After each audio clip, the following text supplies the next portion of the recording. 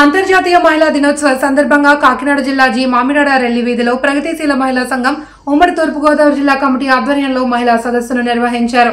ఈ సదస్సుకు పీఓడబ్ల్యూ జిల్లా నాయకురాలు రాగుల తిరుపతమ్మ, సిబిఐ ఎంఎల్యూ డెమోక్రసీ రాష్ట్ర నాయకుడు జె వెంకటేశ్వర్లు ముఖ్య వక్తలుగా పాల్గొని ప్రసంగించారు. ఈ సదస్సుకు పీఓడబ్ల్యూ జిల్లా కమిటీ సభ్యులు బంగారు మాధవి, బొత్స మంజుల అధ్యక్షవర్గంగా వ్యవహరించారు.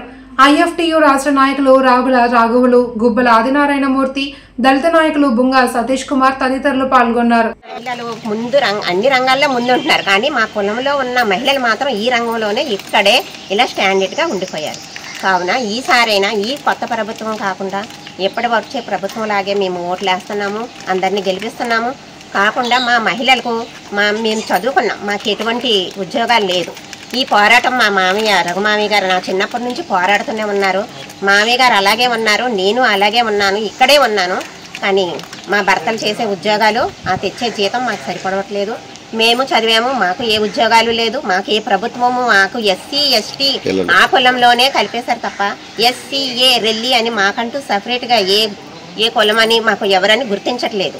అన్ని రంగాల్లో ముందుంటున్నాం, కానీ ఈ రంగంలో మేము వెనకబడుతున్నాం.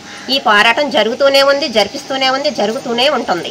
కానీ మాకెవరికి ఉద్యోగాలు లేవు. మా పిల్లలు చదువుకున్నారు, వాళ్ళకి ఏ ఉద్యోగాలు లేదు. వాళ్ళు మేము చేసిన పనులకే చేస్తూ దీనికే శాశ్వతం అవుతున్నారు తప్ప మాకు ఎటువంటి ఉద్యోగాలు లేవు, మా పిల్లలకి లేవు. ముందు తరం పిల్లలకు కూడా అలాగే ఉంటుందని నేను అనుకుంటున్నాను.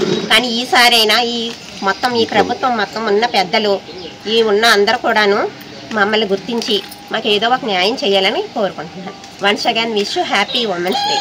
అంటే ఈరోజు చాలామంది పట్టు చీరలు కట్టుకొని ముగ్గులు వేసుకుంటూ ఆటల పోటీలు పాటల పోటీలు పెట్టుకుంటూ ఈజీ చైర్స్ కుర్చీలు ఆటలు ఆడుకుంటూ చాలా ఉత్సాహంగా జరుపుకుంటున్నారు.